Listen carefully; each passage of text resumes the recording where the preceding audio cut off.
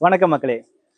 தமிழ்நாட்டில இருந்து ஒரு பேரூராட்சி இந்திய லெவல்ல தேர்ந்தெடுக்கப்பட்டதுன்னா நினைச்சு பாருங்க, அந்த பேரூராட்சியோட செயல்பாடு எந்த அளவுக்கு இருந்திருக்கும்ட்டு.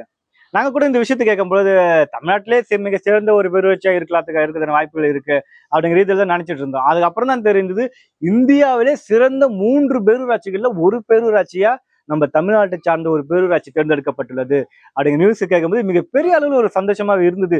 இந்திய அளவுல எவ்வளவு பேரூராட்சிகள் இருக்கும், எவ்வளவு கிராமங்கள் இருக்கும், அது எல்லாத்தையும் பீட் பண்ணி கடைசி அதாவது ஃபர்ஸ்ட் 3 இடத்துல ஒரு பேரூராட்சியா நம்ம கும்பகோணத்துல இருக்கிற ஆடுதுறை பேரூராட்சி இடம்பெற்றது பாத்தீங்கன்னா மிகப்பெரிய அளவுல ஒரு சந்தோஷமா தான் பார்க்கப்படுகிறது, சாதனையா தான் பார்க்கப்படுகிறது.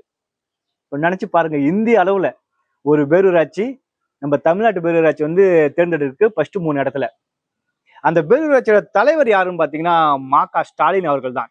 மிகச்சிறந்த ஒரு நிர்வாகி. அது மட்டும் இல்ல, பாட்டாளி மக்கள் கட்சியில இருந்து அந்த இடத்துல போராடிதான் அந்த ஆடுதுறை பேரூராட்சி தலைவரே ஆனாரு. அங்க இருக்கிற பேரூராட்சி தலைவர் தேர்தல் நடக்கும்போது திமுக சார்ந்தவர்கள் தான் அந்த பேரூராட்சி தேர்தலை நடத்த விடல. கடைசி வரைக்கும் போராடி வாக்கெடுப்பு நடத்தி அதுக்கப்புறம் பேரூராட்சி தலைவரானாரு. கோர்ட்டுக்கெல்லாம் இந்த கேஸ் போச்சு. இது மாதிரி சூழ்நிலையில தான் போராடி வென்ற அந்த பதவிக்கு மிகப்பெரிய அளவுல அந்த ஊருக்கும் சரி மிகப்பெரிய அளவுல ஒரு பெருமையை தான் சேர்த்திருக்காரு ஆடுதுறையை சார்ந்த ஸ்டாலின் அவர்கள். பாமகவை சார்ந்தவர். கண்டிப்பா அவருக்கு மிகப்பெரிய அளவுல ஒரு சல்யூட் தான் நம்ம சொல்லி ஆகணும். ஏன்னா அவருடைய பல்வேறு நிகழ்ச்சிகளை நம்ம பாக்குறோம். கும்பகோணத்தை மாவட்டமா அறிவிக்க வேண்டும் அப்படின்னு சொல்லிட்டு அனைத்து கட்சிகளையும் கூட்டு வைத்து பல்வேறு போராட்டங்கள்.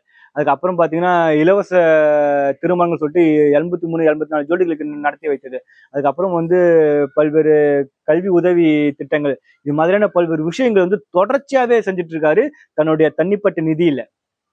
இது மாதிரியான அனைத்து ஊராட்சி மன்ற தலைவர்களும், பேரூராட்சி மன்ற தலைவர்களும், நகராட்சி மன்ற தலைவர்களும் இருந்தாங்கன்னா தமிழ்நாடு வேற லெவல், டாப் லெவல்ல போகல.